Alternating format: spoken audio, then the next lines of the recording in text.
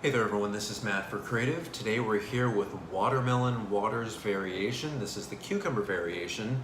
And if you don't know anything about watermelon water, and that's WTRMLN WTR, they're my favorite brand of watermelon water. That comes from maybe 3 or 4 brands that I know of, but this is the one that honestly tastes like a watermelon squeezed into this container.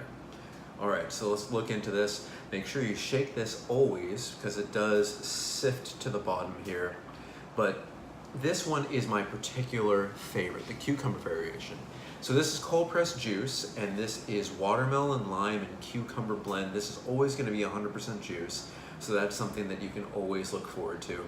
But this has a lot of natural electrolytes from the watermelon. It's good for a lot of things here, so just, you can take a look at this online, but I just want to show you my favorite variation on this.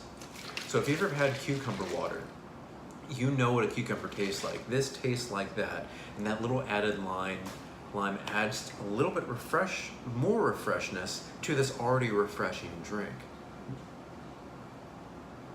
I can definitely taste that lime, and being a big fan of watermelon water to begin with, this is just something added. And we're at the end of summer right now, but I think this is something that's always going to stick with me. I always have a few in the refrigerator, but wow, this has been really good. I picked up a bunch of these around, like when I'm walking around the city, when I'm working. It's always something to have because it's not only refreshing, but it's good for you, and it'll kind of boost your energy too. So give it a try. This is watermelon water cucumber, and remember, this is the one that's spelled WTRMLN WTR.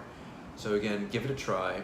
I always say start with the original first, but then I think after that, try the cucumber, because I know they have different variations like blood orange, cayenne, which has a little bit of a spice to it. They also have a separate lime one too, and they have ginger, which I've never tried. I'd like to try that too. But yeah, give it a try. See you guys next time.